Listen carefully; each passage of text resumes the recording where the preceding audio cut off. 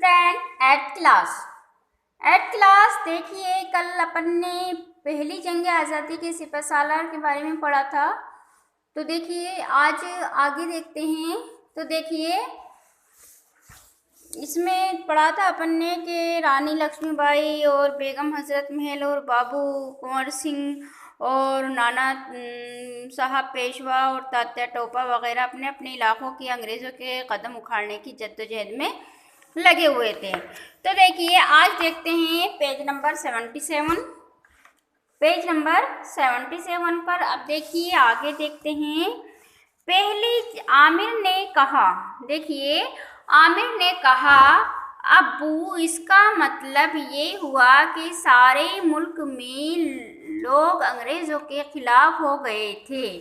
क्या हुआ कि सारे ही यानी कि बेगम हजरत महल, रानी लक्ष्मीबाई, नाना साहब पेशवा और तात्या टोपा वगैरह ने सबने ही अंग्रेज़ों को बाहर निकालने का इरादा कर लिया था और सभी चाहते थे कि अंग्रेज़ हिंदुस्तान से चले जाएं। तो देखिए आमिर ने कहा, अब्बू इसका मतलब ये हुआ कि सारे मुल्क में लोग अंग्रेज़ों के खिलाफ हो गए थे, यानी कि सारे मुल्क के जो लोग थे वो अंग्रेज़ों के खिलाफ हो गए थे। तो देखिए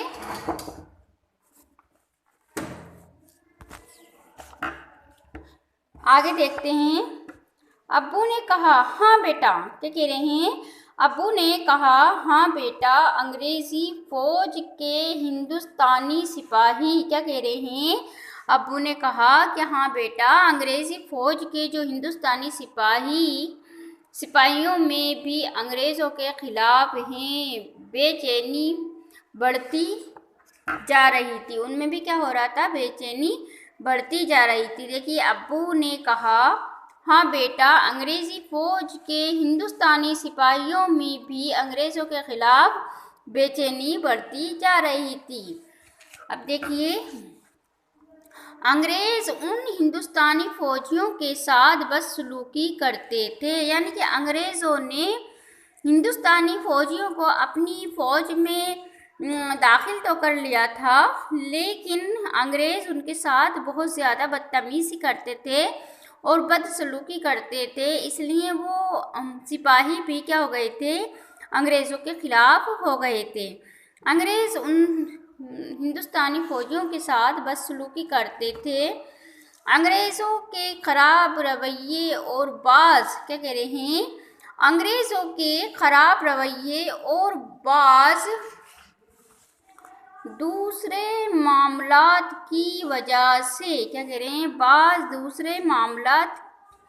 दूसरे मामलात की वजह से मेरठ छावनी के हिंदुस्तानी, क्या कह रहे हैं?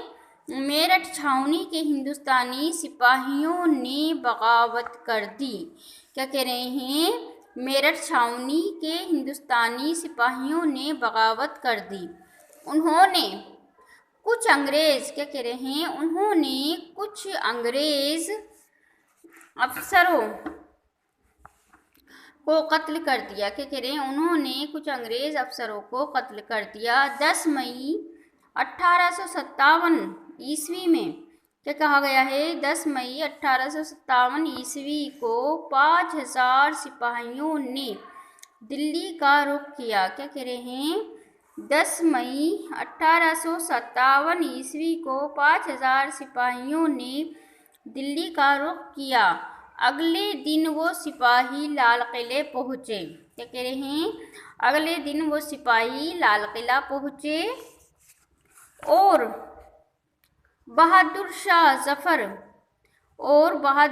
जफ़र को अपना बादशाह तस्लीम कर लिया। और किसको अपना बादशाह बना लिया इन्होंने? सिपाहियों ने 10 मई 1857 को ये लोग लाल किले पहुँच गए और बहादुर शाह जफ़र को अपना बादशाह तस्लीम कर लिया, यानी कि बादशाह बना लिया।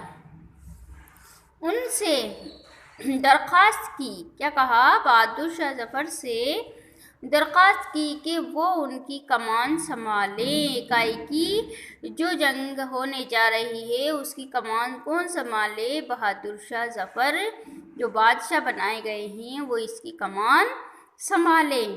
तो देखिए ابو نے، اس کا مطلب یہ ہوا کہ کیا کہا جا رہا ہے، اس کا مطلب یہ ہوا، دیکھیے اس کا مطلب یہ ہوا کہ انگریزوں کی فوج اب بہادر شاہ ظفر کی فوج ہو گئی، یعنی کہ اس کا مطلب یہ ہوا جو انگریزوں نے اپنی فوج میں سپاہی داخل کر رکھے تھے، یہ سپاہی کس کی طرف ہو گئے، بہادر شاہ ظفر کی طرف ہو گئے۔ اس کا مطلب یہ ہوا کہ انگریزوں کی فوج کس کی فوج بن گئی تھی، بہادر شاہ ظفر کی فوج ہو گئی تھی۔ عامر نے پوچھا، تو دیکھیے ابو نے، تو دیکھیے ابو نے جواب دیا، تو دیکھیے ابو نے جواب دیا، ابو، دیکھیے ابو نے جواب دیا، ابو نے جواب دیا، ہاں جس فوج نے بغاوت کی تھی، تو کہہ رہے ہیں ہاں جس فوج نے بغاوت کی تھی وہ اب بہادر شاہ ظفر کے ساتھ ہو گئی۔ اب دیکھیے جو لوگ انگریزوں سے بغاوت کرنے لگے تھے وہ کس کے ساتھ ہو گئے تھے، اب بہادر شاہ ظفر کے ساتھ ہو گئے تھے۔ انہوں نے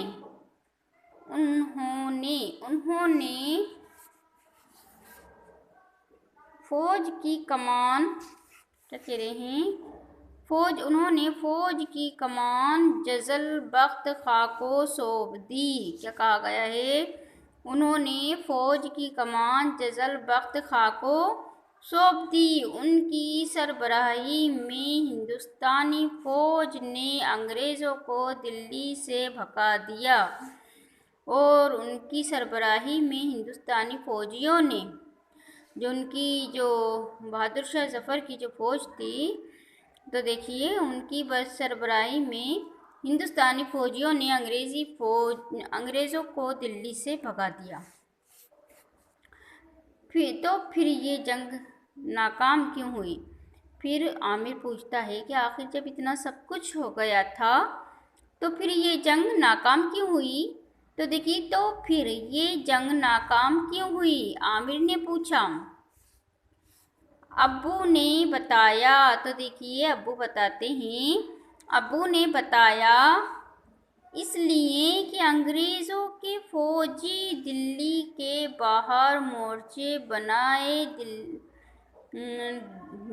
ڈٹی رہی، یعنی کہ جو انگریزوں کے فوجی تھے وہ دلی سے تو نکل گئے لیکن وہیں دلی کے باہر ہی انہوں نے اپنا مورچہ بنا لیا، اس لیے کہ انگریزوں کی فوجیں، کیا کہا گیا ہے، اس لیے کہ انگریزوں کی فوجیں، کیا کہا گیا ہے، اس لیے کہ انگریزوں کی فوجیں دلی کے باہر مورچے بنائی ڈٹی رہیں۔ کیسے ڈٹی رہیں؟ دلی کے باہر مورچے بنائے ڈٹی رہیں۔ انگریز اپنی فوجی،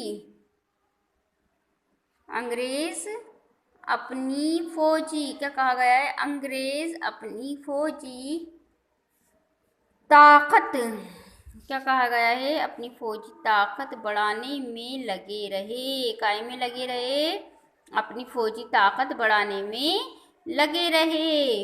وہ ہندوستان پر مکمل حکومت کے خواب کو ادھورا نہیں چھوڑنا چاہتے تھے۔